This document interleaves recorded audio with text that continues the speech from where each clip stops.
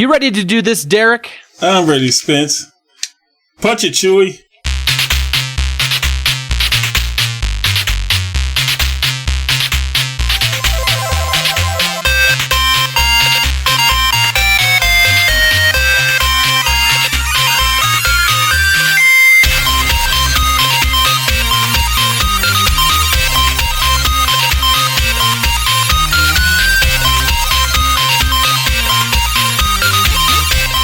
Welcome, super friends, to the Fortress of Nerditude podcast, a safe place to talk about all things in nerd and pop culture.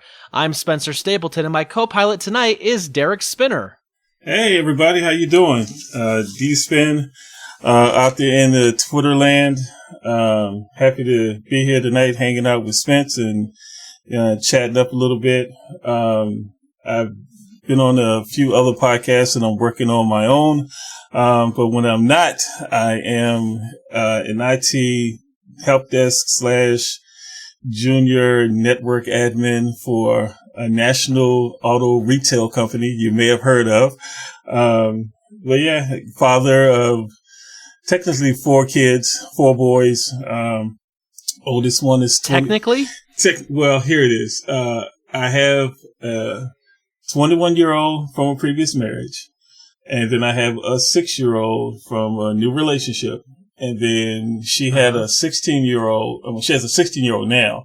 And then she adopted another 16-year-old kid that was from the neighborhood. So they're like my sons. You know, I okay, gotcha. mentor them, do everything a father would do. So that's why I say technically I didn't have the creation part, but they're my kids now. They're my sons. So yeah, I had 4.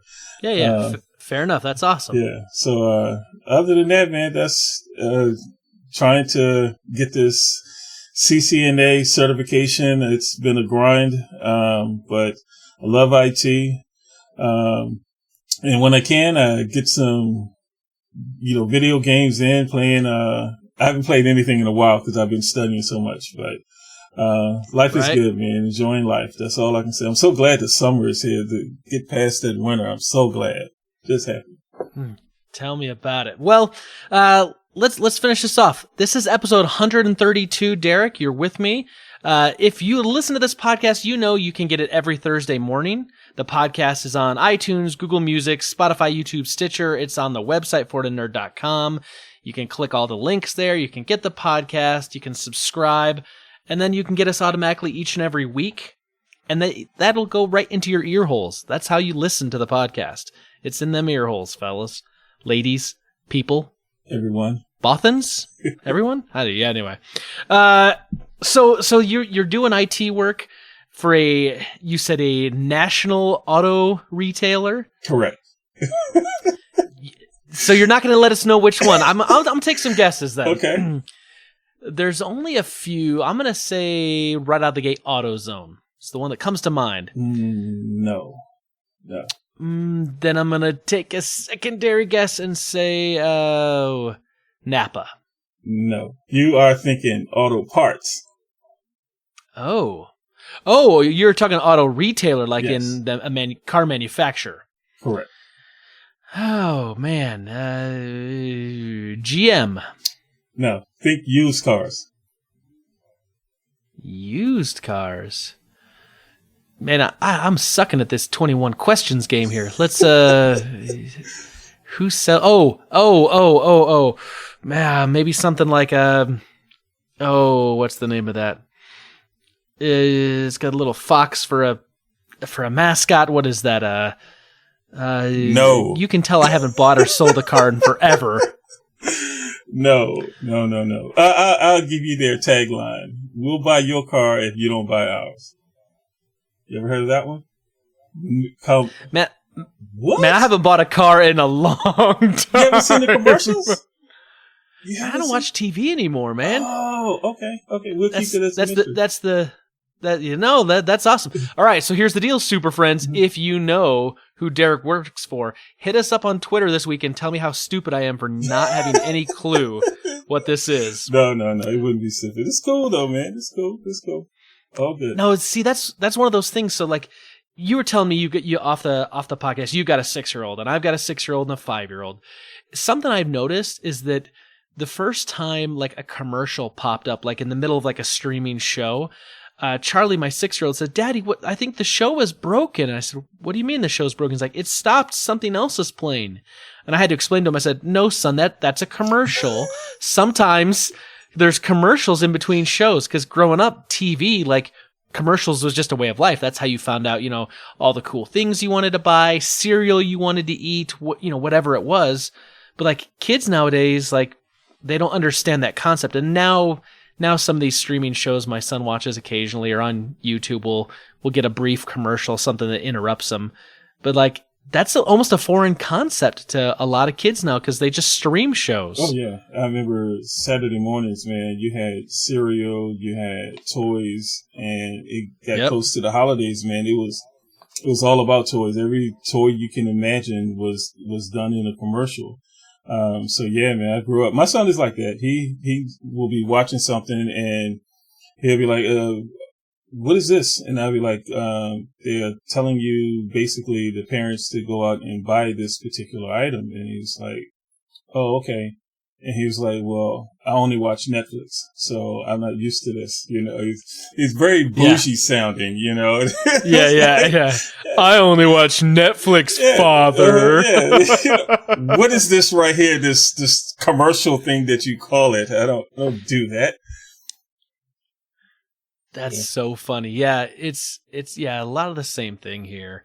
The commercials, man, they just don't get that. But okay, well, no, that's cool. So you said you're studying for your CCNA. Yes. How long before you're going to take the test? It was going to be the end of this month, but I'm working on a couple of projects, so it's going to be pushed back to maybe the first week of July. I'm just pushing it back a week. But I've been grinding, man. Right next to me is the routers, switches, the IP phone that I have, and it's all connected up. So it's just a matter of, this is one of those certifications where you can't really memorize stuff. You have to memorize the show commands for Cisco. I know people go, what commands? Yeah. But it's about repetition more so. If you take an A+ or a Network Plus, just taking whatever trying to memorize the foundation stuff, where this is repetition of commands mostly. So, and then troubleshooting networks that are down. So yeah, that's where I'm at. That's all I've been doing. That's why I haven't been gaming. I haven't, PlayStation, Xbox, they all in the closets, man. I'm like, I'm locked in, but I said I needed a break.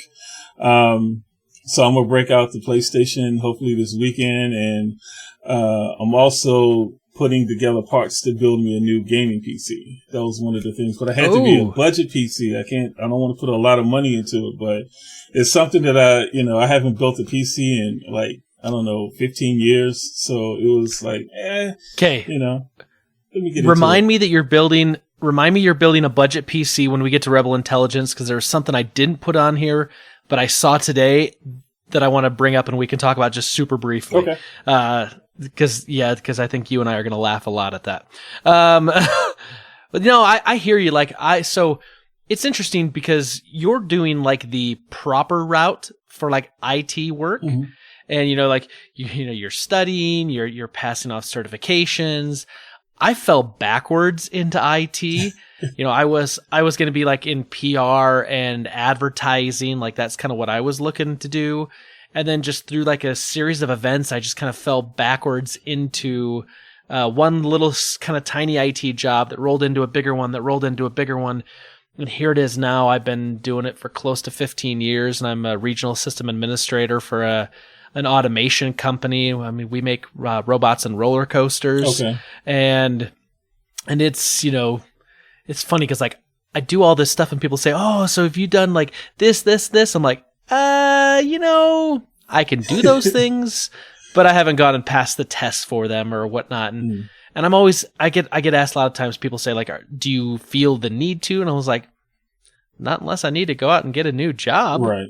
Because that's like the one thing, Derek, I've always found with IT is that a lot of places, especially a lot of IT jobs, they don't care so much about the certification or the diploma on the wall. It's can you do the work? Yes. If you can do the work, that's what matters. Because I remember years and years and years ago, I was doing an IT job for the University of Utah, and I was in the master's kind of department for business, and they were kind of doing like some sort of computer science class.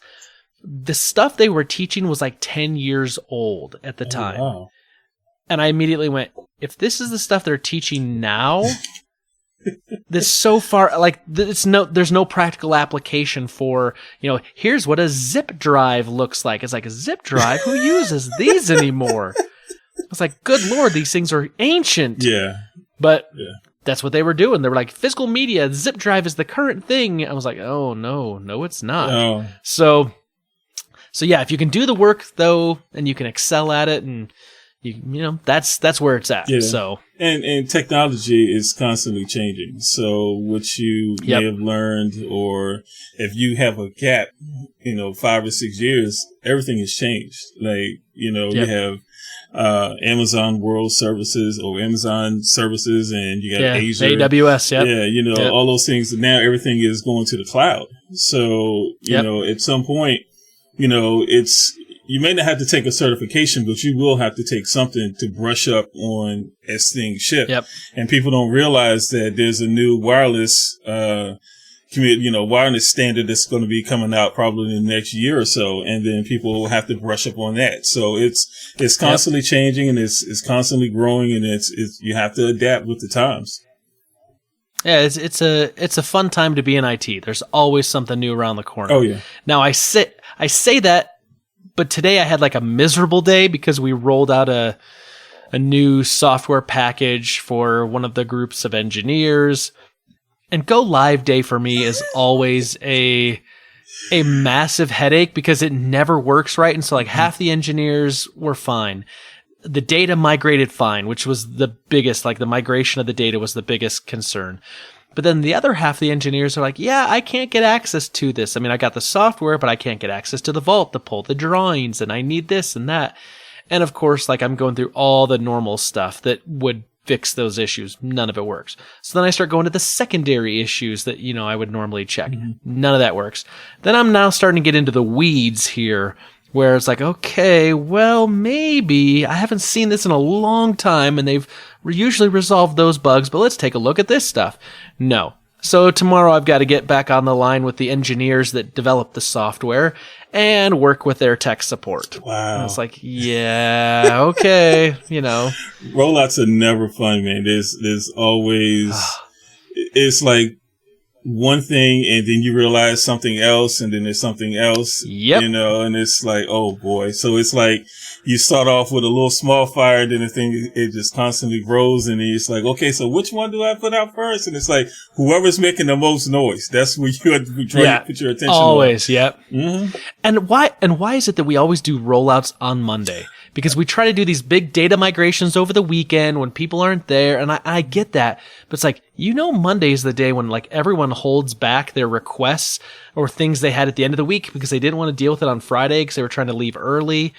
And so Monday morning's like the busiest like time. And then it's like, oh yeah, by the way, we're rolling out a huge software package. Everything should work. You'll be okay. Don't worry. Yeah. Right. Never happens. Never happens. Something always breaks.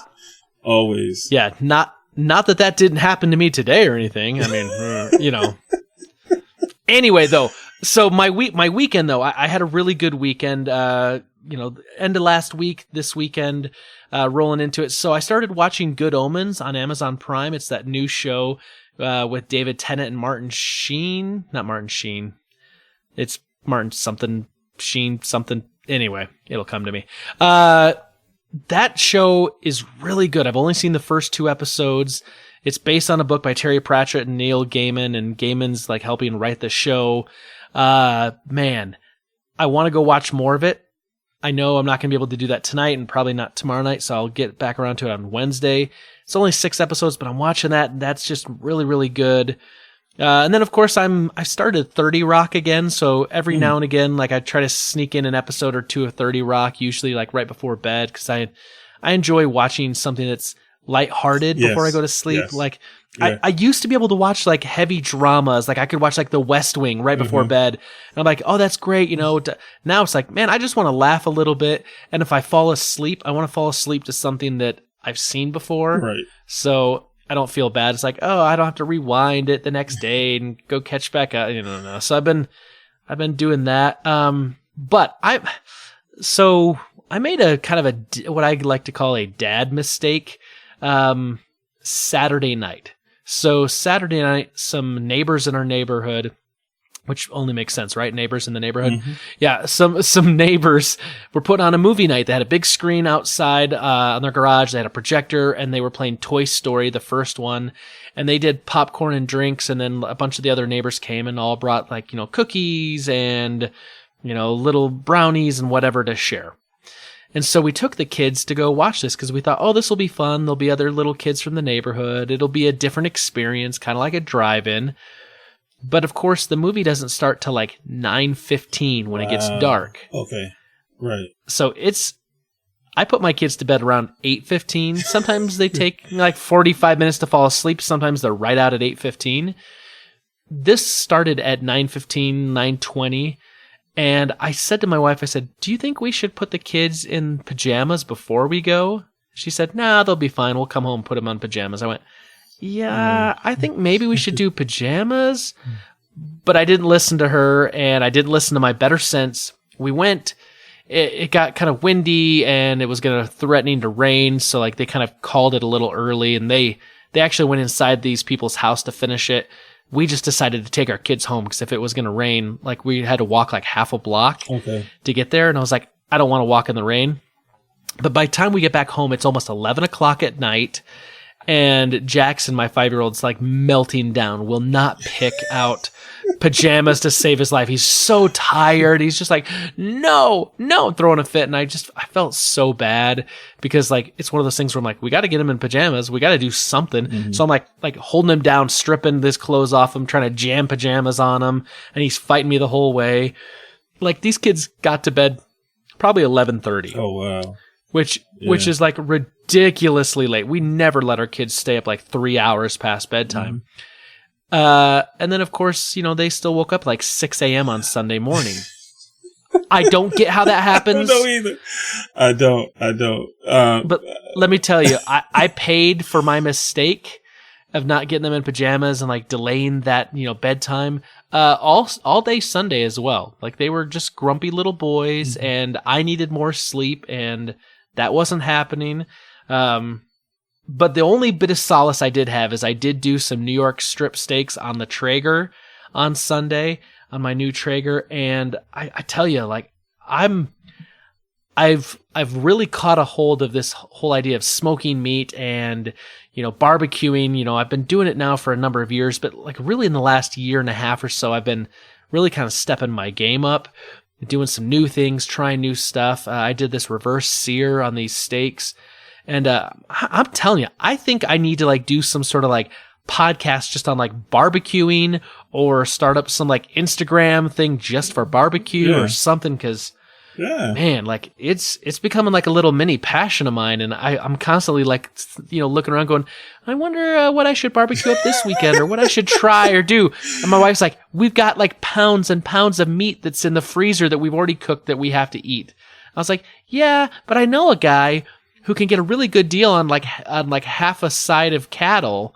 And so I could, you know, get like, you know, for like $800-900 maybe I could get, you know, like half a cow and I could get it chopped up and put it in the freezer. And then I'd have, you know, beef for a year to kind of, you know, work through. Yeah. And she just looks at me. She's like, you're crazy. That's just crazy. And I was like, is it though? Is it? Well, I could tell you a story about grilling that will make you cringe and you'll probably stop recording.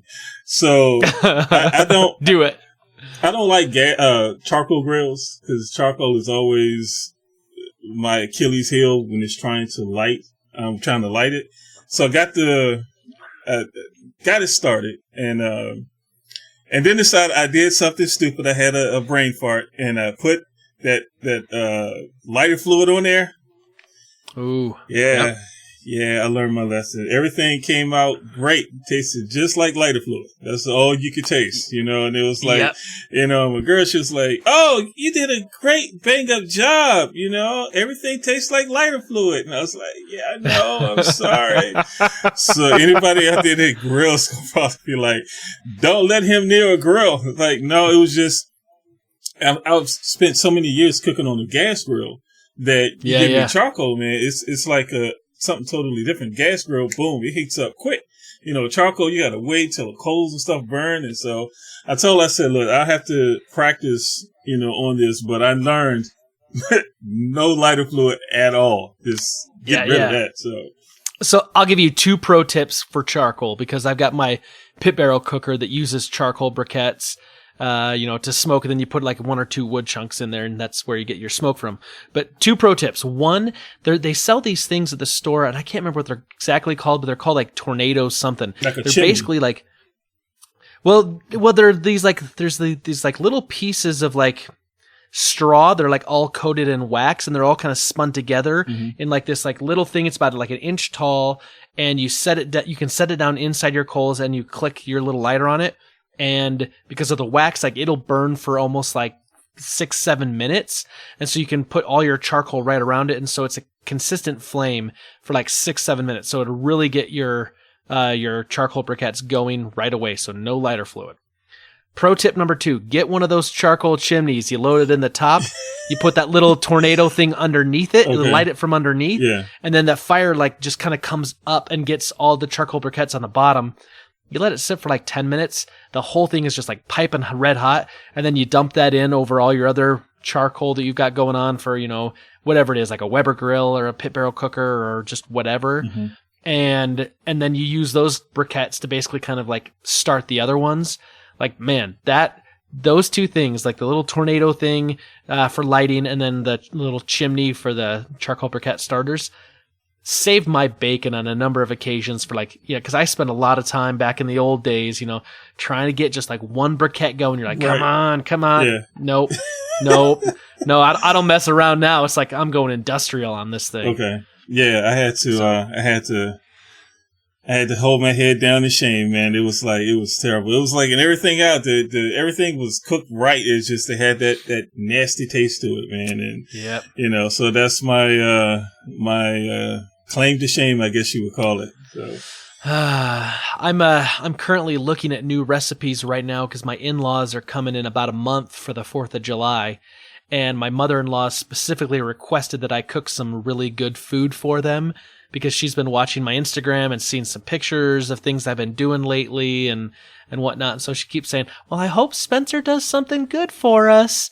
I mean, he doesn't have to, but I really hope that he does, kind of like dropping these little hints. Mm-hmm. So I'm going to see if I can just knock something out of the park while they're here and completely just amaze them.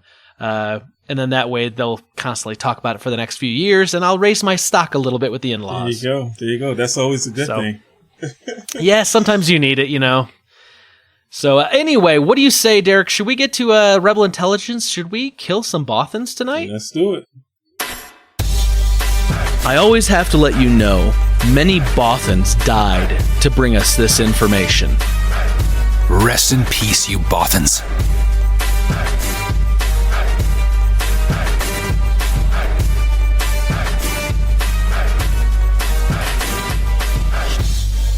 All right, Derek, we are into Rebel Intelligence. You are the guest here, so you kick it off. What do you got for me this week? All right. First thing up, we have news that there is a Jessica Jones season 3, and the trailer just, I think a little sneak trailer just came out. And I think this is one of the shows that Netflix had that they didn't cancel, and I thought they whacked all of their shows, like the Daredevil, the Luke Cage. But evidently Jessica Jones did not make that cut, so they're coming out with a season 3. Now, I did watch season 1 of Jessica Jones, and it kind of left me like, when you watch Daredevil and Luke Cage, and then you have a Jessica Jones, to me, it wasn't on that same level of great entertainment. Like, you could just sit there and be like, oh yeah, I can't wait till the next one comes on. It was kind of like, I'll watch an episode here, and in another few days I'll watch another one. And I never watched season 2, but I am, since they're coming out with a season 3, I feel I owe it to myself as a Netflix subscriber to watch season 2 and be prepared for season 3. I don't know how many episodes are going to be in season 3. And I really would have thought that this would have gone over to Disney and their streaming service. They would have waited till later on in the year. And the next, I think November, they're coming out with their own service. But I'm looking forward to it. I'm a find the time to sit there and watch season 2 and then watch season 3. I'm going to go ahead and, hopefully season 2 is better than season 1 to keep me entertained. And then, between my girl, if I get my girl to watch it, I know I'll tune in because she'll be like, oh, they did this and they did that. And so, but yeah, I'm looking forward to it. So here's the thing with Jessica Jones, which is interesting, is that it's going to be canceled. So this is one of those things where like Netflix had already greenlit a season 3. Okay. Like right before they started before Disney started canceling all of the shows, or I guess technically Netflix started canceling them because Disney said, hey, we're going to take this back. So it's kind of this weird scenario where the characters have to be off the air for 2 years, per the contract that Marvel signed and Disney signed with Netflix at the time. So that's why, like, as soon as Daredevil season 3 aired, like 2-3 weeks later, boom, they canceled it immediately so they can start that 2-year time clock. Gotcha. Same thing with Luke Cage, Iron Fist. This is the reason why we're not going to get another Defenders. But they had already still greenlit the season 2 of The Punisher and season 3 of Jessica Jones. So they still had to go through and film it. This is going to air, I think it drops like in a week or two, like real soon. Yeah. And then I guarantee it'll be like 3 weeks after, maybe a month after it airs. Try to get enough time for most people to go out and see it. You're going to hear news that it's been canceled, and then that 2-year clock will start, going, and then 2 years from now we'll see it on Disney Plus. I have no doubt about it that that's what's happening, because it's what's happening with the other shows. Here's the thing, though, I found interesting. So, Derek, I definitely agree that, like, if you thought, like, Luke Cage was really good and Daredevil was really good, I feel like the reason a lot of people liked those is because they seem to have a decent amount of action. And Jessica Jones is more of kind of like the psychological, like, character study of kind of like what she's got going on with a little bit of action mixed in. I really enjoyed the second season. I actually think the first season, because of David Tennant as the villain Kilgrave, I thought that was better, but season 2 I still really liked. What I'm finding interesting is that Netflix is hardly doing any promotion for this third season, whereas before, when The Punisher was coming up, or the next season of Daredevil, or Luke Cage, like, Netflix was doing a lot of promotion for it. And the fact that they're not for this season tells me that as soon as it comes out, shortly after it, Netflix is going to be canceling it because it's going to go over to Disney. And so there's no reason for them to do a big push because they know they're not going to be following it up anymore. Yeah. That's what it seems like to me. But my thing is, I don't see how Disney pulls off another season of The Punisher or Daredevil because of their clean-cut, wholesome image. You think Disney, you think family-oriented. I don't see Punisher being family-oriented. Those two, to me, don't seem to go together. I know it's under Marvel's under the Disney umbrella, but I just don't know how they break up that streaming service, for, say, cartoons or movies like, Bed Knobs and Broomsticks, and then you have the MCU type shows. I mean, it's got to be that, because you can't just say I have a streaming service and all of this stuff is there, just under one big umbrella. It's got to me, it seems logical that they will break this up into different types of segments, all under the same streaming service. But I just don't see myself saying, I'm gonna let my son go in his room and turn on, Disney, and then he's in there watching The Punisher, and he's supposed to be watching, Toy Story 3 or something. I would have to monitor what he's watching. So. Yeah, I have a strong feeling that there'll be some sort of parental rating, some sort of like parental profiles or something that, they'll have to do something to verify. I imagine we're going to get that, because you're right. I mean, there is a lot of content that Disney now owns because they bought Fox, like for instance, Deadpool. And they're saying that they're still going to keep Deadpool rated R for future Deadpool projects. You know, they're going to try to keep some of that separation. So even though I think Disney's going to be owning all this stuff, I think they know that some of this stuff already works, and technically Disney still owned the rights to all the Marvel stuff that was on Netflix. It's just Netflix was footing the bill. Right. And so I mean, it's this interesting kind of place where we're at. What is Disney going to do? Because they are very family oriented, but they also own like companies like Miramax. And Miramax is usually where they would release like their R-rated movies. They wouldn't release it under the Disney brand, but they would release it under the Miramax brand. So, or Touchstone Pictures was another one that was, you know, something that Disney owned, but they would release, you know, grittier stuff. So, I don't know. We'll have to see. November 11th, I think, is when Disney Plus comes out, and for $7 a month, I know I'm going to be getting it. Oh, yeah, definitely. I was going to ask you, are you going to sign up? I know I am. Oh, day one. Day one. How long do you think that price will last? 2 years. You think so? At least 2 years. Yep. The only reason is that they can afford to lose money on this deal because they're putting out shows, you know, in the MCU. They're going to be putting out Star Wars shows. They're going to be putting out a bunch of original content. That's going to cost money. But at a $7 a month price point, they can eat that and work on their service, work on their, you know, work on making sure that it's a very efficient service, something that's, you know, very seamless, you know, no problems, and can have some bumps along the road at a $7 price point and lose money for probably a good 2-3 years before they'll really kind of like lock it in and realize that like now the value of this thing is so much higher, and then they can start slowly raising the rates. I mean, you go back to Netflix. When Netflix introduced the streaming ability, it was an add-on. Like you had your discs that you got, and I think for like an extra $6 a month, you got their streaming, and their streaming was not that great, and it was clunky. And as over time, it got better and it got better, and then they slowly started raising it. But they had the DVDs kind of help float the company along while they were working on the streaming. I think with Disney Plus, man, it's Disney. They got all that Disney money. You know, they got all the ESPN money and all the lucrative deals they've got with the cable companies for ESPN, ABC. I mean, they're not hurting for money. Not at all. So I think that they can really afford to lose money for a couple of years on this and get it right.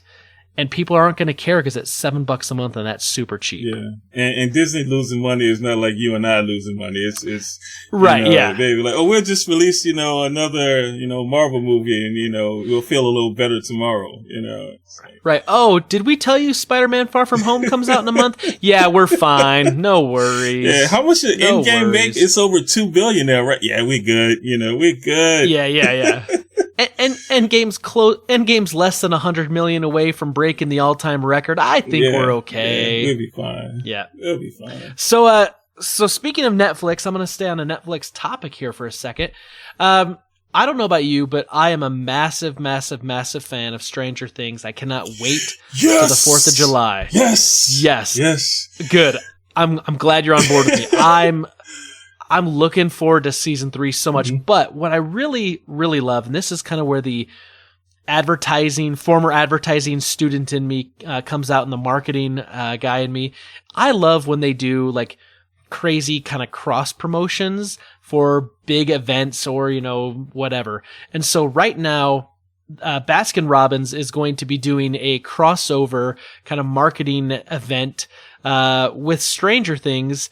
And they're doing the Scoops Ahoy, which is the kind of place where we see in the trailer for the 3rd season, where some of the kids are working like a summer job at the mall, and they're wearing those like horribly nasty like 1980s, you know, sailor outfits. And so at certain Baskin Robbins locations across the country, for like the next month or so, they're going to be transforming Baskin Robbins into Scoops Ahoy, and they're going to make their employees wear those kind of outfits, and they're going to basically be cross-promoting Stranger Things. They're there's going to be some like Funko Pop stuff for the Scoops Ahoy stuff. And of course, there'll probably be some Stranger Things inspired flavors. It'll be like, spooky Demigorgon, and it'll be like, it'll be like black cherry with like raspberry or something. It'll be something like, normal, but they're going to, give it some sort of name or whatever.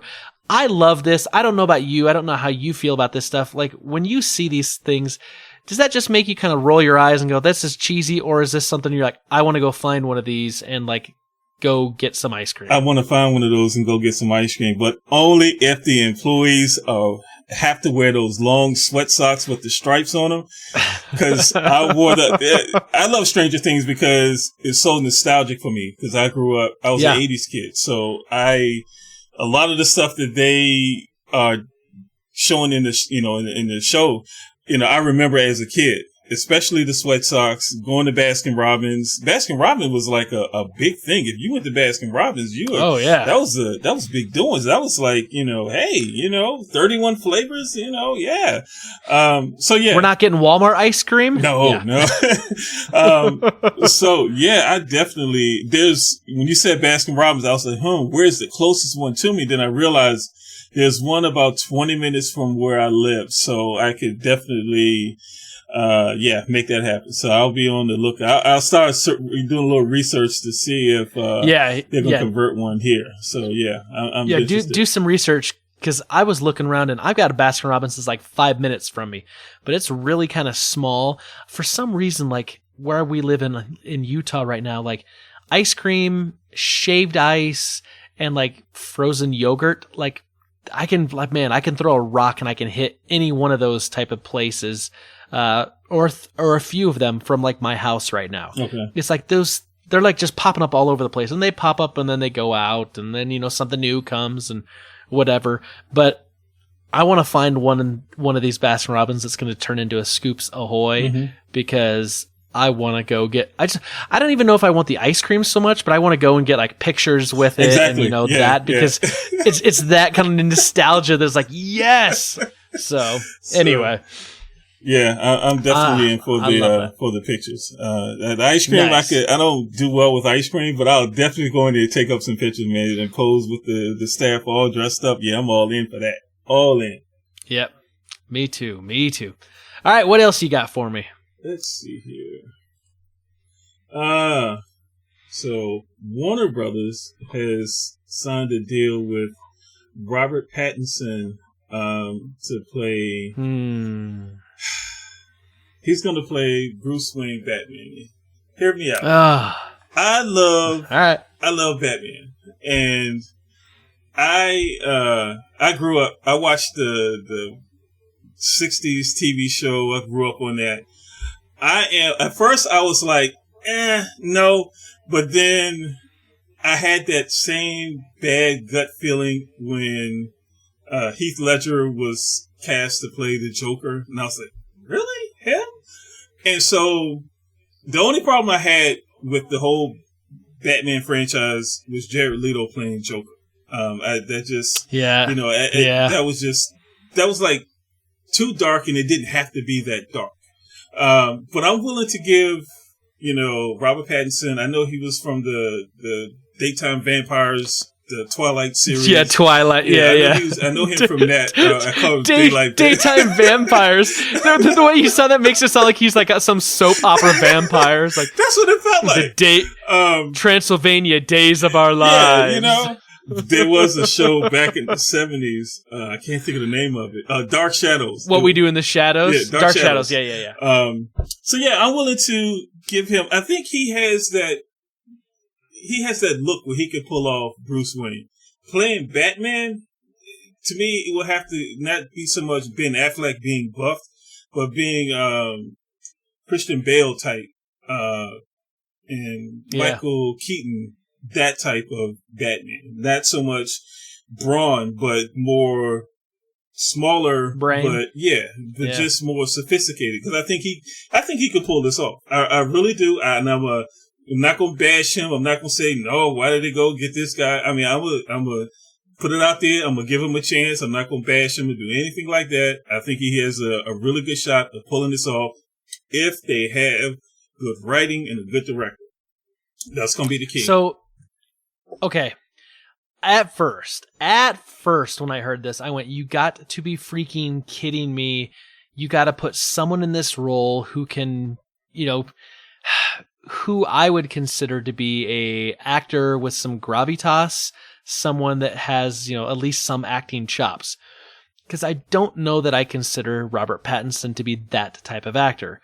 Now, I have heard from a lot of people saying he's done a lot of independent films and smaller movies where he's like really gotten away from the, daytime vampire stuff. and he's become, quite an accomplished actor. However, something I was thinking about is when Michael Keaton was cast as Batman, there was a lot of, this is pre-internet, but there was a lot of people, I guess, that in Hollywood studios and in those kind of circles were really saying, really, Michael Keaton, the guy that was like Mr. Mom, Exactly. and he's kind of known for like comedic roles. Mm-hmm.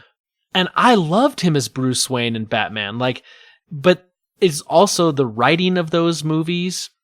And so I think if the script is written right and they know what Robert Pattinson can do and cannot do, and they write to his strengths. And if you keep him under the cape and cowl most of the movie, I think you can probably hide some of that. But I think the big, big, big thing you're going to need is a very convincing villain. Yes. Go back to Michael Keaton's Batman. Michael Keaton played a very good Batman, but Jack Nicholson's Joker carries that film. Yes. You go to Christian Bale. I think Christian Bale was a passable Batman. He wasn't my favorite. He's not horrible. But you go back and you're like, okay, you had Liam Neeson as Ra's al Ghul, an excellent actor playing the villain. And then freaking, Heath Ledger as the Joker, was amazing. And so I think if you have the right villain cast, you just have to hit that dead on. It can help cover up some of the weaknesses of an actor playing Batman. Right. Oh yeah. Yeah. You definitely, I don't know who they have is, going to be a villain. One thing I hope they don't do is have 2 or 3 villains in the movie. Cause then it becomes like, who do you focus on? Cause it's like, you can't really focus on the performance of one person when you have 2 or 3 others, or 1 or 2 others out there, in that same atmosphere, in the same. So you mean film. You don't want the Spider-Man 3 where we've got the Hobgoblin, Venom, and Sandman? No, we can't have no. This is way too many. But I do think don't go Tim Burton where you have like a really dark penguin that just looks gross and nasty. Don't go Arnold Schwarzenegger and Mr. Freeze, where he's all lit up and everything. Joel Schumacher, it's like, but I think you have your Batman, find somebody that, like you said, will be the other half of this movie as far as a villain. If you go, one of the more well-known, please don't do a Joker, because there's a Joker movie coming out, so you can't touch that. There's 2 Joker movies coming out. Oh, really? I knew about, so there's the Joker one with Phoenix, right? With Joaquin Phoenix, and then Jared Leto's going to get another Joker movie.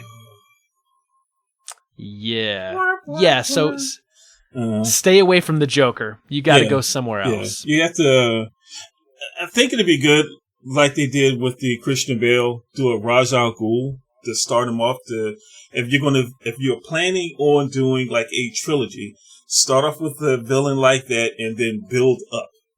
Don't start off with one of the heavy hitters first. Unless you have a really good actor that can really pull that off, that play the villain off.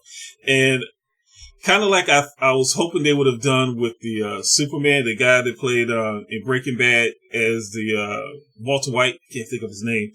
I thought he would have been Bryan Cranston. Yeah. I thought he would have been a good villain. What is that? Bald head. They had the young guy playing Lex Luthor. Yes. I think you need somebody established like that has a lot of range, to pull off a villain. That is a genius idea. Bryan Cranston as Lex Luthor. Yeah. Oh. Yeah. That would be amazing. Yeah. I didn't like the third Batman, Christian Bale. I thought I didn't like Bane at all. Yeah, it was the voiceover stuff they did Yeah. for it that just killed it Yeah. for me. Yeah. Just killed it. And the Talia al Ghul storyline just went. No. It was kind of weak. What killed me It was though kinda was Bane had broken his back. I get that, and threw him down in this pit. And then the guy in there said, when they dropped you in here, your spine was out, so I pushed it back in. And I'm like, whoa. Yeah. You're dirty. Like, how did you do that? You didn't put him in any kind of brace or anything. It is, I was just like, nah. No, man, it's the Mr. Miyagi. You clap your hands, you rub them together, and then you just touch it and pop. Hey, You're good to go. So I don't know. I have to sit there and think about who would be a good actor to play like a good villain. Yeah. Well, let's move on a little bit. I'm excited. I don't know if you do a lot of reading. I love sci-fi books. I love fantasy books. And a series that I only read through all the way a couple of years ago is The Wheel of Time. I don't know if you've ever read Wheel of Time series, but it's 14 novels, I think. Anyway, it spans, this huge epic story written by Robert Jordan. Robert Jordan passed away before he finished. And then Brandon Sanderson, a prolific author in the fantasy genre, finished it up. Brandon Sanderson's done the Mistborn books, Stormlight Archive, just very, very well known. He finished the Robert Jordan's Wheel of Time. Well, of course, with things like Lord of the Rings, that, did really well and now is being adapted by Amazon. And we know that the Kingkiller Chronicles are going to be adapted. And Game of Thrones just finished up on HBO, and everyone's seen, that fantasy on these platforms that can have more money like HBO or Amazon are really starting to excel. And there's a fan base out there for it. Amazon's going to do the Wheel of Time novels and make it into a big series over on Amazon. And recently, Brandon Sanderson said he talked to the showrunner, Rafe Judkins, who says that that they're, working on stuff. But Sanderson shared some interesting tidbits. He says, I think that the show basically is going to stay close to the books, but it's going to be polarizing to some of the fandom, because some of the things that happen later on in the books could get shifted earlier up in time, and things that happen earlier in the books could get shifted back. Basically just trying to lay some groundwork, saying like, hey, I've written on these, it's looking good, but some of this is going to get moved around to make some changes to make the story maybe move along a little bit better. And I'm excited by this. Obviously Brandon Sanderson's under an NDA, so he can't say a lot. I'm really excited by this. It's a great book series. If you haven't read the Wheel of Time stuff, it's definitely worth a read, but prepare yourself, because it is like 14 books and you're going to need to, work through it at pace yourself. I did it all in like a year. I read nothing but, or listened to it on Audible, listened to nothing but Wheel of Time for like a little over a year, like 14 months to kind of get through it all. Amazon's coming out with this. Are you into this kind of stuff? Like, did you watch the Game of Thrones? Are you looking forward to more fantasy Lord of the Rings kind of stuff? I did watch every single minute of Game of Thrones. As I had mentioned on another podcast, that Cersei was my favorite person. I shed like a very, very small tear that she died, but I kind of figured she was going to, and, but I won't get too much into that. But I am into fantasy. I think it's a step away from everything that's modern day, Yeah. So I never heard of the Wheel of Time, but it is something that I will put on my immediate radar, because I said this year I was going to read like 5 books. Yeah. Just 5 books, no specific genre or whatever. So I will add that as a book to be on the lookout for, and I'll start doing some research tomorrow to, more than likely pick up a copy. Because when there's shows that are coming out, see, I didn't do this with Game of Thrones. I had no idea, never knew it. Oh, yeah. Of it. So people were telling me, all the different things, this happened and that happened, and I was just trying to watch it as entertainment. I didn't have any reference material to go off of. Right. So now you have me with 14 books. I'm like, huh. So is there a time frame of when these shows are going to start coming out? Is it like next year? My guess is that they're just finishing up the script for some of this for the first season.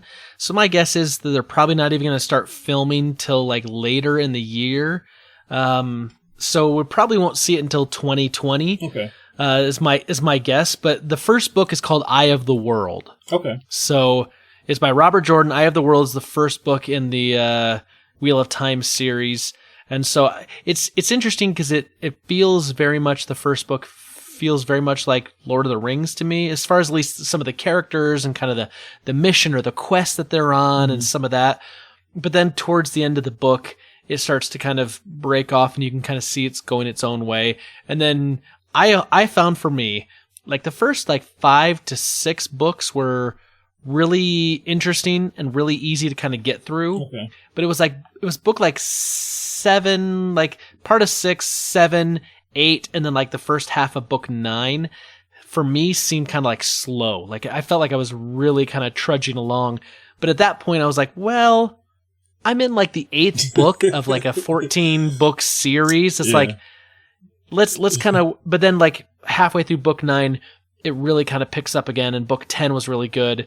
And then I think it was book 11 was Robert Jordan's last book that he did. And you could see like he was really trying to pick up steam for his story, and then he died. And like Robert Jordan had an outline of kind of what he wanted his last book to be. And Robert Jordan's widow brought in Brandon Sanderson. Sanderson looked at all the notes and said, "This is great. I definitely can help out, but I need to split this into 3 books. It's way too much to be a single novel." And so he finished it out. So yeah, Eye of the World's the first book. I definitely say it's worth a read. And if you like it, continue on. Even if you only read the first, you'll at least have kind of a basic idea of the main characters and probably who's going to be involved, at least when the series starts. So okay, yeah. You said there are 14 books. Okay, I will start doing a little research on that tomorrow. Because I am definitely looking for something to read as far as the summer.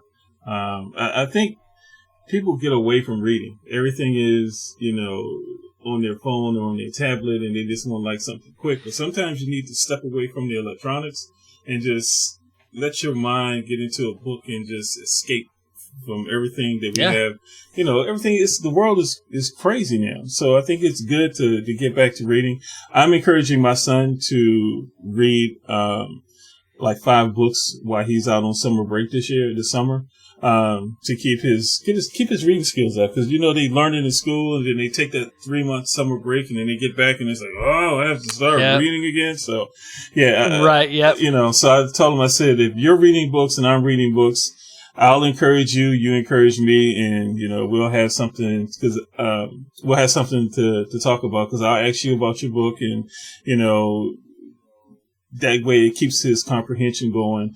And we're also I write him letters, and so he can keep his writing skills up throughout the summer. So we're becoming pen pals, and trying to do smart. I like that. Do little stuff like that, man. Love my little guy. I told my kid that the old Charlie, who's starting to read, I said, we're gonna do like a reading club this summer, and once you read X amount of books, I'll take you to go get a treat or something, because we have like this little magnet system, and it's got like little bottle caps with like Marvel superheroes or whatever on it, and if they like clean their room or make their bed or whatever, they get a bottle cap, and at the end of the week, if they have enough bottle caps, they get like tablet time, or they get to pick out like a little prize from like this like little kind of like treasure chest thing that we have. Basically, it's kind of a way to help incentivize them to kind of get on board with, doing chores and things that we need them to do as, be part of the family and be responsible. Mm-hmm. But one of them is homework. And now that we're out of school, I was like, okay, well, I got to come up with something for the homework. Otherwise, he's not going to make it. So reading's the kind of the thing this summer we're going to be focusing on also. So I like that idea though. Have him read and then have him tell me what he's doing. That's a good idea. I like that. I'm going to write that down. Yeah. My son, he's learning to read and learning to write, and he's writing stories, and So I was like, so what do you want to do over the summer? I just want to play video games. Like, nah. We're gonna have to learn how to count and do math and all this stuff. You know, it's not going to be like school, but it's going to be like you're going to have to take some time out of the day to keep what you've learned, keep that reinforced. So when you go back to school, it's like it'll be an easy transition for you. And he was like, well, I don't know. Yeah. But, I was like, well, Daddy says, so it's kind of. Right, exactly. You don't know, but I do. So tell me how that book is. Yeah. All right. What else you got? Oh, let's see here. Oh, Tesla is adding Cuphead to their, to their auto. To their cars. Yeah. I heard that. Is that for the passenger? I'm just like, I think it's a cool aspect, and I don't know if you add this in, if you add the self-driving software to your car. I just think that you get into your car, you have enough to deal with drivers on the road with their phones and, people not paying attention. It does say you have to play while parked. You can't play it while driving. Okay. But the idea, though, with these Tesla cars is, that as their self-driving technology improves, eventually I think you'd be able to do stuff like this because they'll be able to drive on their own with very, very limited interaction. And I like the idea that, like, hey, they've got the Unreal Engine operating on their software, and that they figured out a way to port over a big fuller game like Cuphead versus like some of their like little Atari games that they've been working on. But at the same time, I'm kind of with you, Derek. Like, really, like, can we just focus on driving? Like, we tell our kids not to be distracted and, don't text and drive, and like there's big, huge campaigns, right? Save lives, don't text and drive. But yet it's like, but bring a USB controller and plug into the thing and you can play Cuphead. While you're going down the highway. No, right. I like Tesla cars. I like it. The fact that they, you can charge your car up. You don't have to worry about putting gas in it. But I also, I'm not a strong proponent on self-driving cars yet because there's not enough of them out in the world. And there have been a few instances where the cars they forgot where they were or had some kind of accident or something. So I don't think we're at that point yet where we can just get in the car and let the car go and, you can sit back and you can play a game on the tablet that's in your car. I don't think we are there yet. The Jetsons have not arrived. So we've got a lot of time. It's called the bus. Yes. Yeah. Or the train. Or that's something. What you want to do. Take the train, take the bus, take a cab. Yeah. Yeah. I'm not for that. Me personally, when I drive, my phone is down, not in my hand. And if my phone rings, depending on where I'm at, if I'm in traffic, that phone is just going to ring. If I'm at a stoplight, like if I'm on the highway, if I am in traffic and I'm at a stoplight, I'll pick it up to see who called. And if I kind of drive around the city enough, I can tell how long the light's going to be by the time, of the day it is. So I can go and say, okay, I know this light is going to last me, I'm going to be sitting here for about 2 minutes and I'll send out a quick text or something. And then I'll put my phone back down because when I'm driving, it's enough people around me, man, that I don't want that distraction. Because honestly, I was on the street, about 4 or 5 months ago and this car, the guy, I guess he took his eyes off the road because his truck veered over it was 2 lanes, 1 lane in each direction. He veered all the way over and went into the ditch in my lane, on my side of the street though, and it was like, I went around the corner, stopped and, went to check on him. He's like, I'll sending a text to my girl, could have died. Yeah. Was it that important? And then one day I was going to work and we had just had snow, and our snow, and I'm saying this in air quotes, was like maybe a half of inch of snow, if that. And the lady was on her phone, drove right on off the road, just 35 miles an hour. She just drove. Not just went up on the grass, but went about 10 feet off the road. And I'm like, we have too much distraction, when we're driving. We need to put the phones down and just focus on driving because you never know. You can take your eyes off the road and your car drifts, whatever. Bam, you done hit somebody or hit something. So, well, I mean, not to get like super dark, but like that's how my dad was killed. Oh, man. He was driving. I mean, this is like 17 years ago. So like this isn't like just like it happened yesterday. So don't think like, oh man, I just brought something up. But like this lady was driving. It was wintertime. This is back in Chicago. And she's on the freeway. My dad's on the freeway, but it's kind of like out far enough from the city. So like they had the big kind of grassy median in between. And she had taken her coat off and literally was just like tossing it into the back seat, took her eyes off the road for a split second. Her hand on the wheel moved just a little bit and she whooshed down through the grassy median, came right up and hit my dad head on. And it was just like one of those things where it's like, you take your eye off the road for literally just a second, 2 seconds, you know, a very, very small amount of time. And like your life can drastically change, or you can drastically change the life of someone else. So like the idea of like porting Cuphead onto it, like from a technological standpoint, like that's great. It's fine. But like, I'm with you. We don't need more distractions. Let's make sure that if we can do these things, you know, or like the video systems people put in their cars, like make sure that it's like, that the driver can't see it, or make sure if the driver can't see it, that it doesn't operate while the car is in motion, things like that. Because like I said, a split second can make a massive, massive impact in, you know, someone's life and people's lives. You know, it's just unintended consequences. So yeah, I agree. Anyway. Let's move on because I'm not trying to get dark here necessarily, but there's a new Pixar movie coming out next year, March 6th of 2020, like the day after my birthday. That it's interesting because it's starring Chris Pratt and Tom Holland. They're going to be doing the voices. It's about two brothers. They're going on some sort of like epic journey.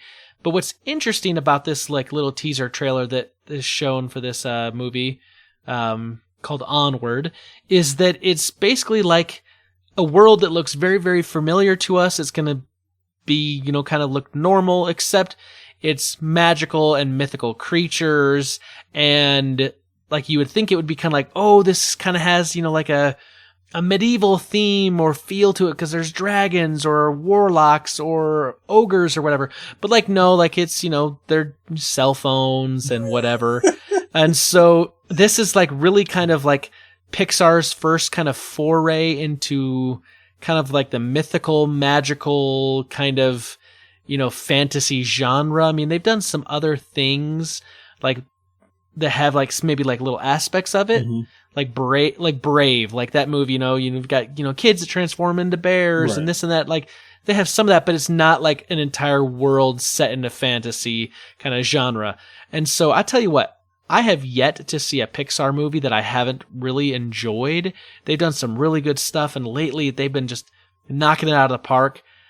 And I mean, I've got young kids. I know you got young kids. Like something like this, I know I'm going to end up seeing a few times in the theaters with the kids. And then when it comes to, you know, digital and whatnot, I'm sure we'll end up purchasing this. But I'd say go watch this trailer, man. I mean, it's short, but it looks good.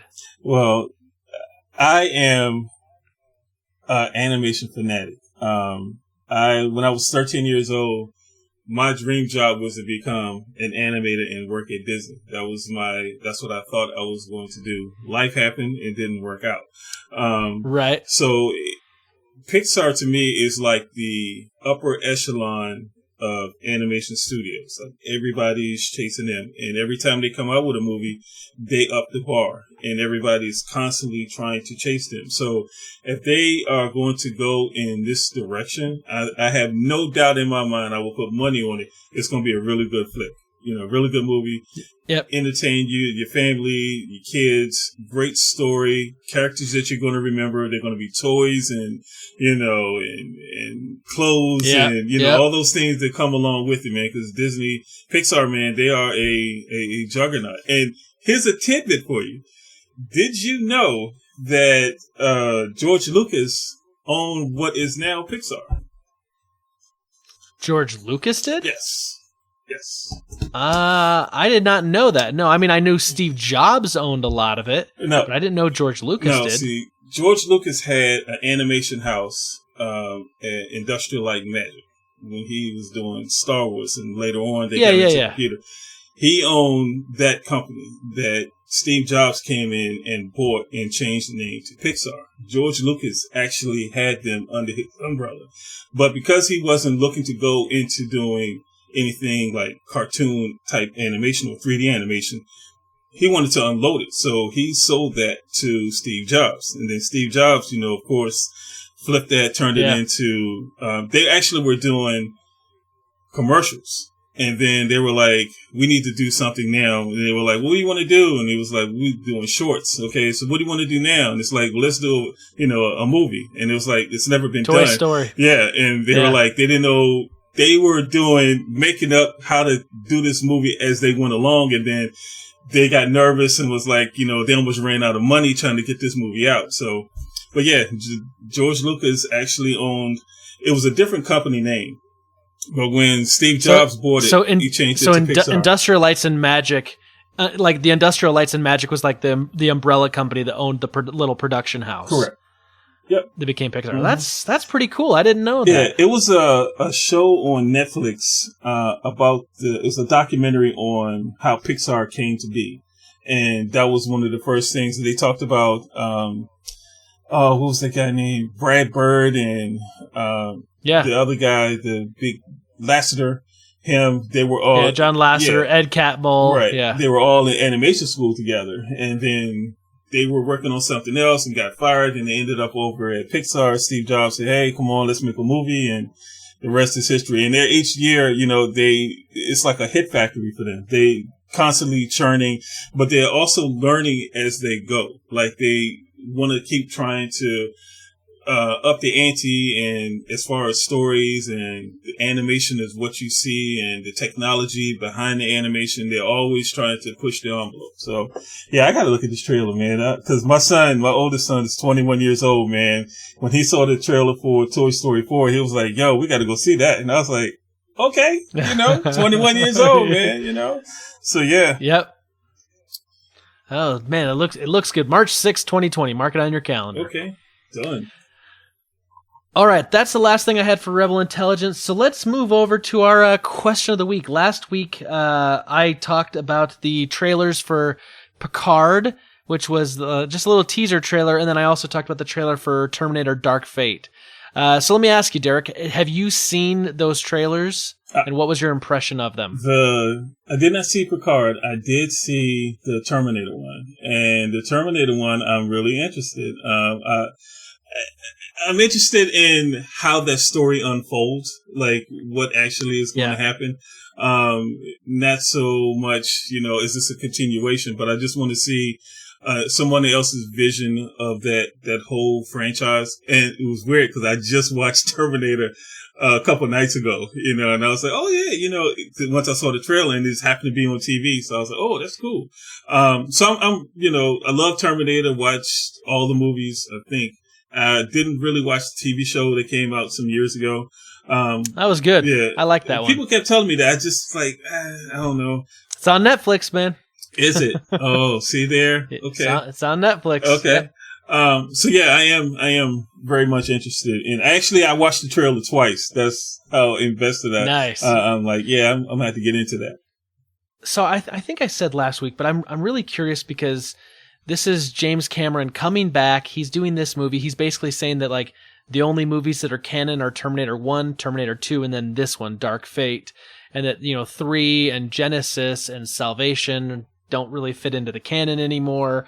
And so he's kind of coming back, but like we see Arnold and there's things that happen, and I'm just like, okay, well, what happened in T2, if this is now going to be the direct sequel to T2, right. Things have changed, but then things maybe didn't change. So I'm curious to see what it is. But I asked the Super Friends, and I wanted to see their answers. And so I'm going to go over to email like we always do. We'll start there, fortofnerd@gmail.com, and we get a response from Peter Christensen. He says, Dear Nerds, Spencer, solo podcasts are really hard to pull off, but you definitely did it. Also, it was nice as a listener to finally get to kill some Bothans instead of just hearing you talk about it. He says, hats off to you, sir, for your work in fundraising with your Fallen Patriots ride. If any civilians would like to understand what life is like for a lot of veterans, I recommend the movie Thank You for Your Service. I'm still haunted by Solo, who suffers from traumatic brain injury, says that he wants to name his child after himself so he won't forget his name. It was a grim reality check for those who have been mostly unaffected by decades of war. He goes on to say, I've said before, but I'm worn out on trailers so far in advance. Call it the Suicide Squad principle. With movies, TVs, and books, I'm trying to be more deliberate about choosing excellent things and not necessarily what is current or most popular. Movie theaters force my hand, though. So I throw stuff in a list and try to pick the best rather than the next item from the list. There's not much place in that system for things that I can't even watch yet. That being said, I'm all in favor of a great new Terminator movie. Cheers, Peter Christensen. What I like about that, Derek, is that Peter, I think, hits a really good point, is that there's so much content, there's so many things that are coming out now, that if you're just watching what's next, that doesn't necessarily mean you're watching something that's quality or that's really good. Mm-hmm. It's just something that's being talked about. And I'm not going to throw anyone under the bus, but there was a Netflix series a little while ago that was dealing with, some very mature subject matter that a lot of people were talking about, and it was kind of like the big hot thing, but a lot of people were talking about it not for the best reasons. And it was something that I just stayed away from because I was like, I'm not really interested in that, even though like it's super, super popular and everyone's talking about it. I didn't feel the need to I've got to go watch this because it's just the next thing. But I do like the fact that he's saying I'm just trying to choose excellent things and find really good things and then spend my time there.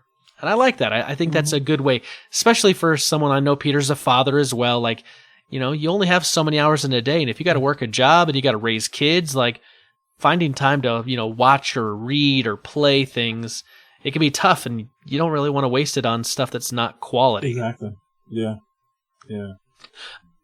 Let's go over to Facebook, facebook.com/FortofNerd. We got Paul Calicote. He says, Terminator looks really awesome, and maybe that Arnold is the human that the Terminator's based off of. As for Picard, I'm really intrigued as to what would have made him leave Starfleet. Sorry, it's been a while. Else time, Paul Calicote. Paul, I'm with you. I agree. Terminator looks good. I don't know what Arnold's role is going to be, but I'll wait. We'll figure it out. Yeah. But I am with you. I am intrigued on what made Jean-Luc Picard leave Starfleet. That's all we really know so far based on this trailer is that he left Starfleet, and then obviously something's going to happen to try to pull him back in, because otherwise you don't really have a show. Right. So, we'll have to see there.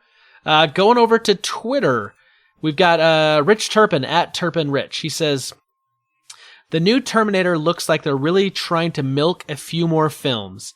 The new Protector Terminator that's almost human sounds like they're just going to replace the whole human race with androids. That's my guess. Not in this film, but following films. I think Genesis started a whole new alternate universe, and they're sticking with it. I disagree with you right there, Rich, only because I know that James Cameron has come out and said that this is a sequel to T2 and that everything else is non-canon, and that his stuff is the only really canon stuff. So I don't think it's going to be following anything along the Genesis line, because that also is just kind of like a retelling of his first film that he didn't care for, and he was pretty vocal about it. But I mean, there is room though that other directors down the road could follow that, that framework that Genesis set. So yeah, it's a cash grab. I mean, you could see lots of Terminator movies coming up. Who knows? Yeah. Let us pray that he keeps this one under 3 hours. Hopefully close to 2. Yes. Because he has this thing about these 3-hour movies, man, and I don't know why. It's just... Yeah, we need a bathroom break. Come on, man. Yes. Rich Turpin goes on to say, says, the Picard trailer sounds interesting. He's my favorite captain aside from the new Kirk. I'm mildly worried, though, that it might be a bit droll. I mean, they are saying that it is going to be a character study, so I don't think we're going to see a lot of, old Patrick Stewart running around the galaxy, cavorting with women and, on, alien planets, making first contact. It's going to be more of a character study, but here's the thing. I've been really impressed with Star Trek Discovery, And so I'm definitely going to be giving this a chance. That's the show that's on like CBS, I think. The Discovery. Yep. Okay. CBS All Access. Yeah. Yep. Okay. So it's a great show. I love it. I don't know that I'd say it's worth getting CBS All Access for, but there's other ways of getting it. Yeah. You could purchase it. You could purchase it, or other ways. Something. Talk to a friend that maybe has an account. Something. Go over to your brother's house who has an account. Something. I'm just saying. Anyway, that's all we got for responses for this week. Thank you so much, Super Friends. Love your interaction. Look forward to it every week.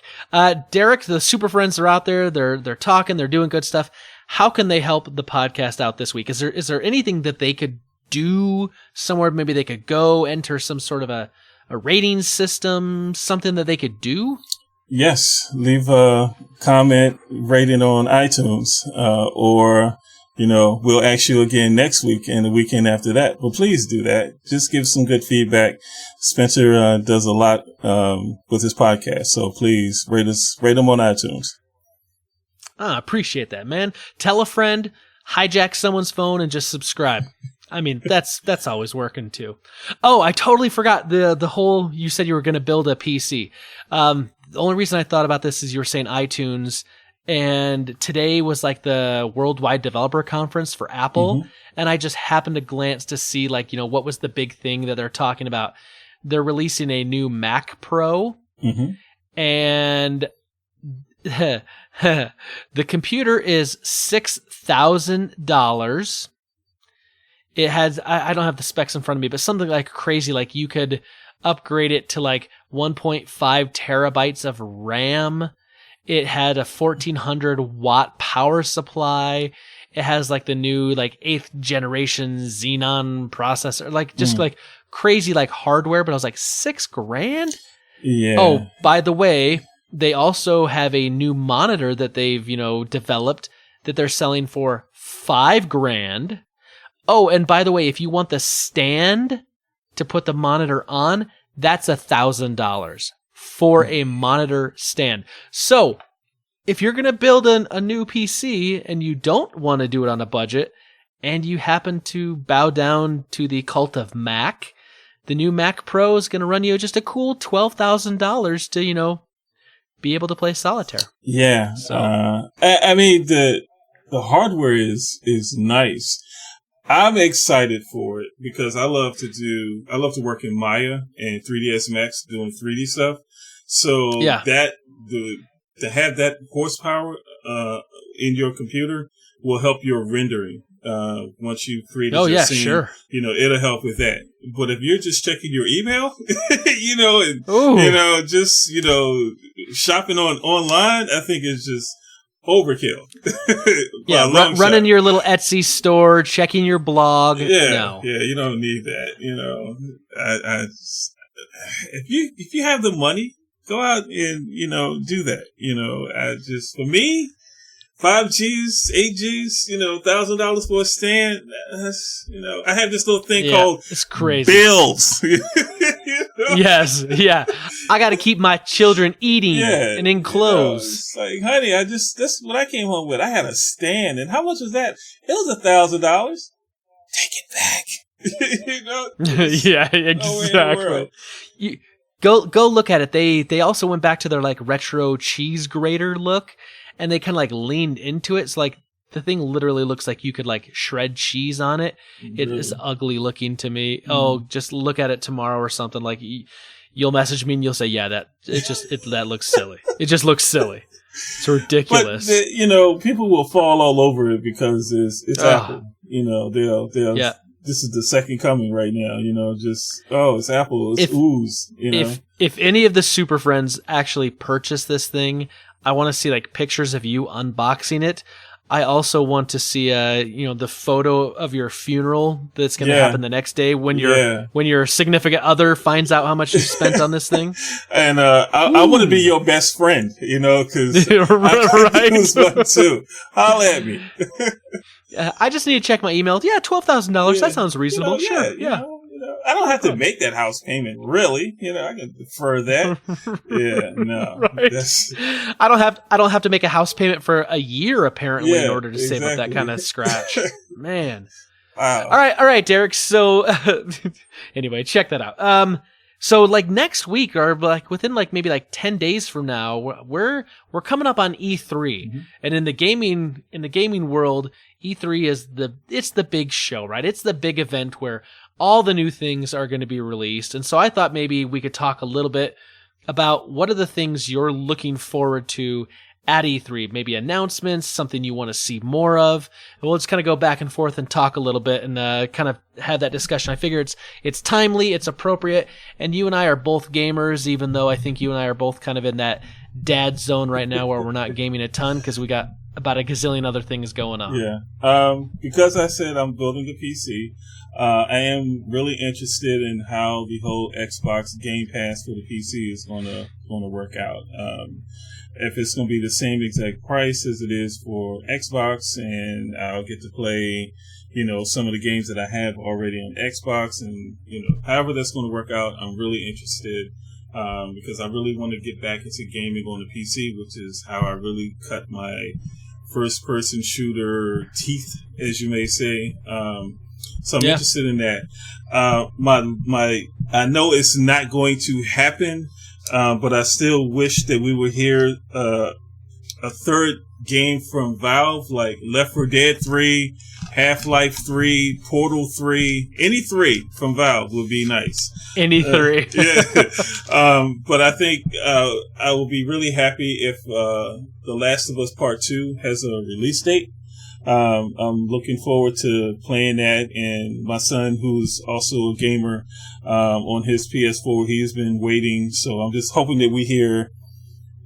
I know Sony's not going to be at E3, at least that's the last thing I heard, but at some point when they have their show, that's one of the things I hope, even if it's, teaser picture, something, right after E3, whenever Sony has theirs, but that's one of the main things. And I think I heard a rumor that Forza Horizon 4 is getting a DLC, kind of like Horizon 3 had with the Hot Wheels. They're coming out with something for that, and I have that game as far as part of my Xbox Game Pass. So can't wait to see what that announcement is and what comes with that.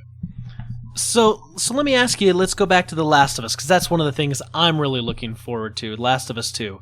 Do you think that the Sony is going to release information about the game prior to E3 to kind of maybe like try to like jump the gun a little bit and get some info out there, maybe kind of spoil some of the other big news from some of the other rivals like Microsoft? Or do you think this is going to be something that they talk about afterwards? No, I think this is going to definitely be afterwards, because they pulled out of E3, so they want to have a spotlight all to themselves. They don't want to have to, you get the journalists and the writers and bloggers, and they're talking about who won E3.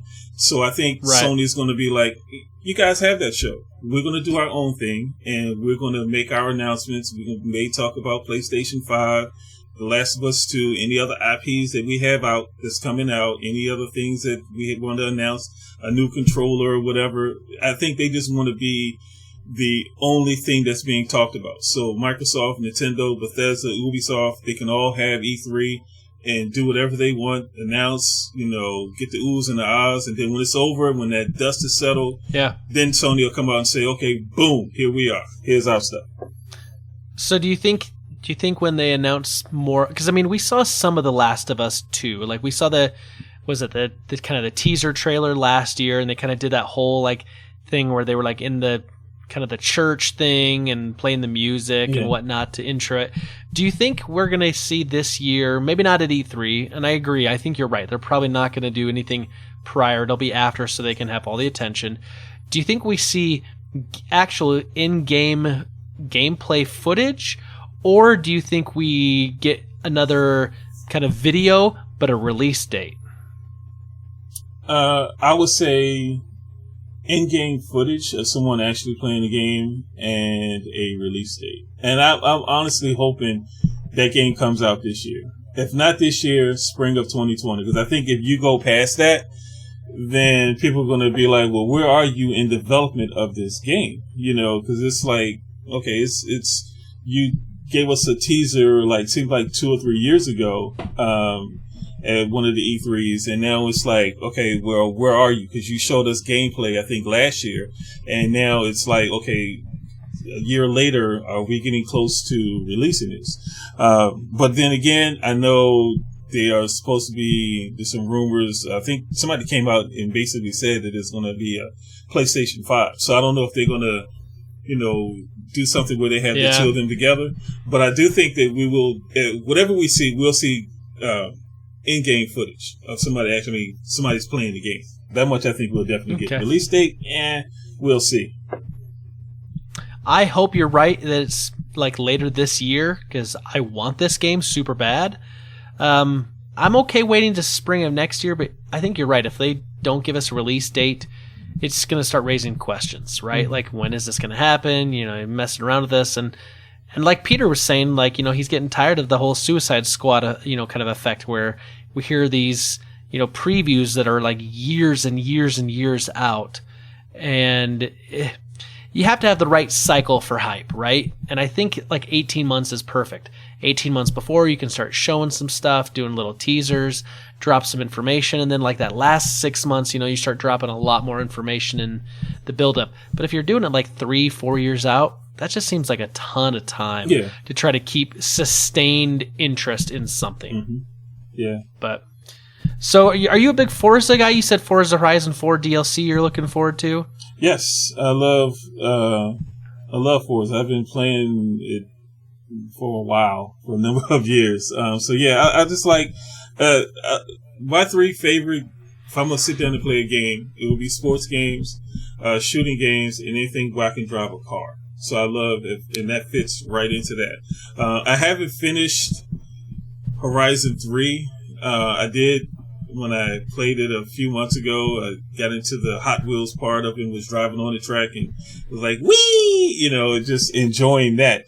So yeah, I love car racing. I love being able to upgrade the cars and changing the tires and anything that'll make the car go faster, to give me an advantage when I'm racing, because I'm such a competitor. I hate to lose. I am not a nice person when I lose, man. So, but yeah, but I mean, I like to have fun. So yeah, I love race car games. Yeah, there's just like, that's just genre that I don't know, it just never hits me. Like, I enjoy playing them when I'm playing them, but then like I just lose interest in those kind of fast. And maybe it's just, I don't know. I need to find the right racing game. Mm-hmm. But I mean, Mario Kart's about as serious as I get when it comes to racing, it seems like, anymore. Something I am looking forward to. This is one of my big ones for me. Final Fantasy VII. I want to see more of this. I mean, I know a number of years ago we saw kind of some like teaser footage, and I know that we've seen, you know, they've kind of been slowly releasing some stuff.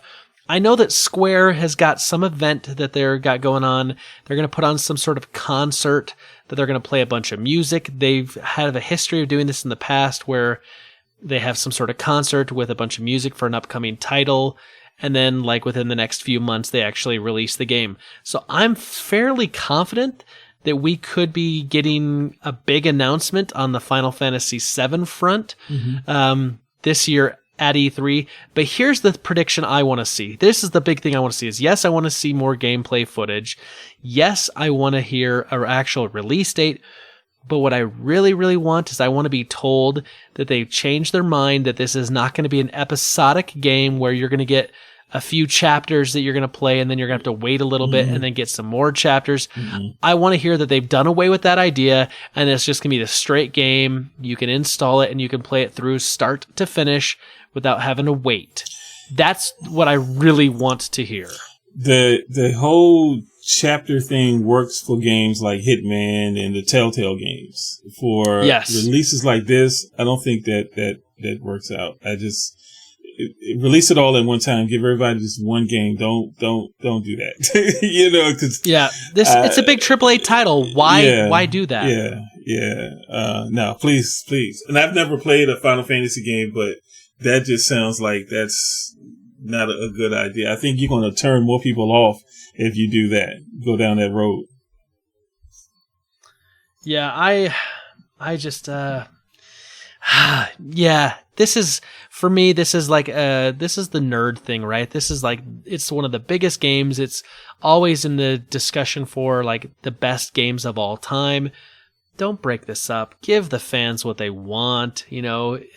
Yeah. So that's what I want to see from Square. That's one of the things I think that they really need.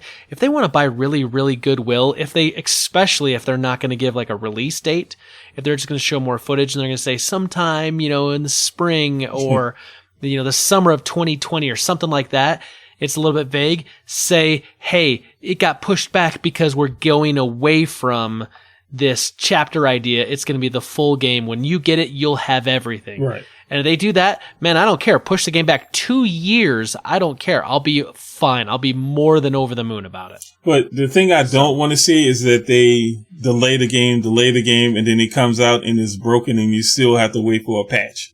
I think that frustrates me more than anything. Because it's like, okay, you had the extra time. What were you doing? Like how bad was it that you had to delay it and it's still not fixed at this point? Take all the time. Just, I don't want to, get the game and then there's like a 50 gigabyte patch that you have to download. It's like, no, right. No. Yeah. So. Hey, no one got time for that. No. Give me the game. Not at all. Yeah. Yeah. All right. What else are you excited about? What else do you want to see? What else? I want to hear more about what Ubisoft has, whether there's going to be another Assassin's Creed game. And I hope at some point they go back to the Assassin's Creed that we had kind of like for Assassin's Creed 2 and Brotherhood, where it's like stealth and you were actually, you had the little blade and you were doing, missions like that versus the RPG type games that they've been releasing the last couple of years. Not that they weren't fun, but it's like, to me, you had the hood and you went off and you took out whoever and then, you try to run and lose the guards versus you're leveling up your equipment, your sword, your shield. And, I want them to get back to what the Assassin's Creed was actually back to the good old days when they, had I think it was Ezio when he was, the main character. I want them to get back to that. Not that these other ones weren't fun, but this is switching over more to an RPG type game. And it's kind of like, this is not really an Assassin's Creed at this point, Do you think what do you think the likelihood of that happening is? Because I feel like they've kind of changed their direction to more of kind of the RPG element, and it seems to be, fairly popular for them. Yeah, I played the last two. There were, and they were really good games. But I doubt if they switch back because this is a formula that's working for them. So I don't think they're going to change. But if I had a vote, can you go back to, right. To the other one? In the last one I had, whichever one you could run up the pyramids and do all that stuff and stop and take a picture. I really enjoyed that. I enjoyed Black Flag. But now it's more, how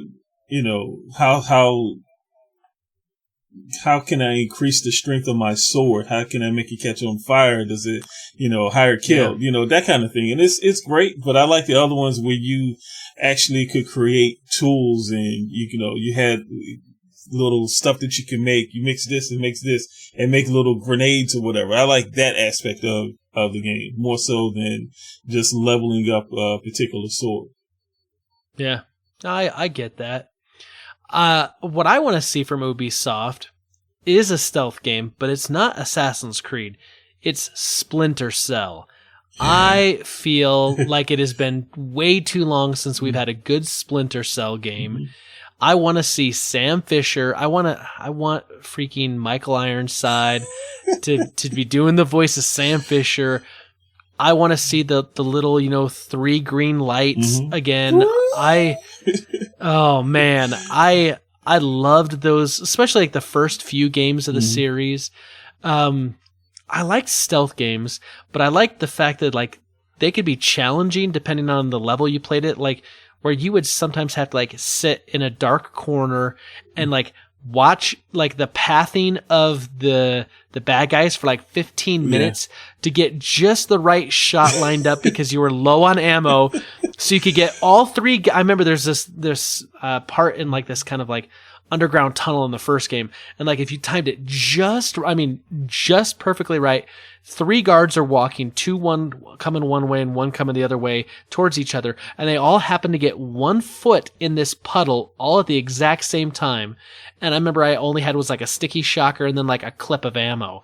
And so if I timed it just right, I could shoot that sticky shocker into that puddle just as all 3 of their feet were in it, and I could knock down all 3 at the same time. And like things like that, I dug trying to figure out ways to like, okay, how can I snatch this guy from behind quietly enough, get his body back over here to hide it before the other guard sees me, and then I've got to, then I'm in a firefight and I'm running and gunning.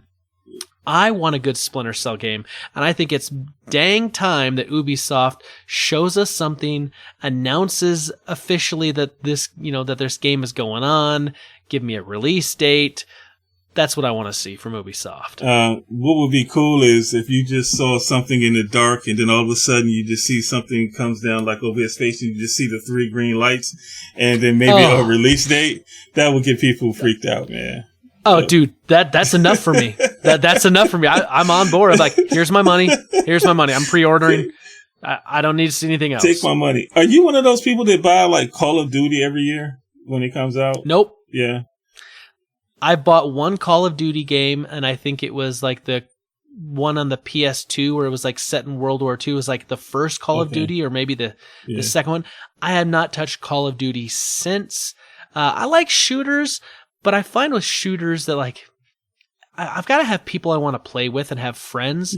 Just like going on and randomly playing with a bunch of 12-year-olds, they're going to be cussing at me and like saying the most stupidest, like ridiculous stuff because they think they can be cool and edgy. Like that. Oh gosh. Like it's so annoying. So the problem is with shooters is that like, unless you have like a dedicated group that like are in love with a game like Call of Duty and they'll always go back to playing Call of Duty, it's kind of the whole Destiny thing for me. Is like I get a group of friends, we all play for a while, but then after a couple months, it all kind of just drops off, and then I'm like, okay, now what? What's next?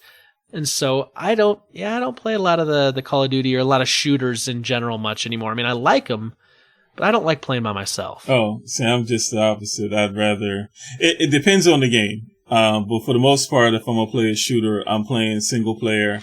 Because I'm an older guy, so my Twitch reaction time is not like it was 15 years ago. So I'll be shooting and the person is gone. I'm like, I'm turning around trying to, spend so much time trying to lock in, the person. So, if I play, I'll play single player. But if it's a game like Overwatch that I've gotten in and jumped in with just random people and played, and I had a lot of fun with that. But it has to be the right game, like a Battlefield type game. I'm not gonna waste my time because I wouldn't survive. I wouldn't last. It's just the younger, somebody 15, 16 years old, their reaction time and the way they aim, it's just, they have way too much of an advantage. And every time I respawn, I'll be getting killed. So I don't want to deal with that frustration. Yep. Yeah, no, I hear you. I just, man, there's something that drives me nuts about 12-year-olds who get on there and they think that they've got to be edgy, and so like they start spouting off racist stuff or stuff they're like, that they're like they heard online somewhere, so they think it's cool to use like certain language or whatever. And I'm just like, you realize that like I'm 40 years old. Like, this isn't shocking to me. It just makes you sound stupid. Yeah. And you're reinforcing that stereotype that, kids are dumb. Great. You killed me. Oh, you're teabagging me. Oh, I've never seen this before. This is brand new. Congratulations. You're the first person to think about this. I just despise that now. So yeah. But if I'm with a group of friends, I can play stuff for a while, but by myself, nah. Yeah. I got other stuff I can do. I had a young kid. I was playing this game called Left 4 Dead, and we were supposed to be together, and he decided to run off, and he ended up getting mobbed, and he's like, yo, y'all need to come and help me. So I'm like, oh, where are you? You know, I'm trying to figure out where you are. And then by the time I get over here, he dies, and he's laying me out, and, you know, you're stupid, and, you know, you're this, and your mother, and this. And I'm like, let me get out this game, because I just, it's killing my joy at this point. So, yeah, it's like, and by the way, what does my mom have to do with you running off like a fool? Yeah, you know, and it's like, I don't get the whole cursor thing. I do have to give Microsoft props, though, because they are doing something where they're trying to make it a fun environment when you get into Xbox Live, and they're going to be giving like warnings or whatever, or banning people that they get some kind of evidence or proof that they are abusing, especially like young girls or women online. And I think that it's not going to stop it. Hopefully it'll slow it down, you know, and make people really think. And work on changing the culture. Yeah. That's the big thing. Yeah. Because you're right. Because there's always going to be idiots out there. Oh, yeah. Always. Yeah. And you're not going to stop that. But, you know, if you get enough people that realize, you know, like, hey, we need to be decent human beings, and we need to call that out when we see it, you know, it'll help curtail things. Yeah. So that's a good thing. I'm with you. All right, Derek, if you got one last thing you want to see from E3, what's it going to be? Oh, I don't know. Nintendo announcing that there is going to be another Switch that's coming out. Something, I think, a smaller one or a pro version or something, that's supposed to be, my son told me about that, but my 6-year-old wants a Switch, and I'm like, I'm not ready to get you a $300 thing yet. Cause he'll throw his tablet. His tablet is one of those kid protective cases. Last year, you know, I bought him a 2DS that was very strong, and so he's been taking care of that. But I'm like, I have to wait because $300 and you drop this thing or, you know, whatever, and it's like I'm gonna be heartbroken. So I want to see if they have an announcement where they're bringing out like another version of it, maybe smaller, and hopefully in some kind of, they probably won't put it in any type of case, but something that's a little cheaper. But still, you can, you know, enough for a 6-year-old to have in his room and play in his bed, but it's not $300. So that's what I'm hoping for. Yeah. I like that. My kids like playing the Switch, but I basically have it connected to the TV upstairs in our bedroom. Okay. So like I can really control when they play, and I just give them the little controllers and let them play Mario Kart, or I gave in and got Minecraft because it has the Mario mashup. And they don't really know how to play it, and I haven't bothered to learn how to play it yet either, so I can't help them, which is a great excuse when they say, Daddy, I need help. I'm like, I don't know. But interestingly enough, my last thing is Nintendo related also. I want to see Nintendo come out with another first party game, a big title. So like come out with a new Zelda game, or come out with like a new Mario game. Like something big. Like it could even be maybe a port for me. Like if you were to go back and port like Wind Waker, Legend of Zelda Wind Waker, because I want to see that so desperately on the Switch. But I'd like to see like a new game, like a new Zelda game, a new Mario game, or even like a new Metroid game or a Castlevania game, something that would be first party from Nintendo. I think they're due for a big title. And I think E3 is when we're going to see a big title release from Nintendo. Okay. Yeah. So they should be making some pretty good announcements this year. I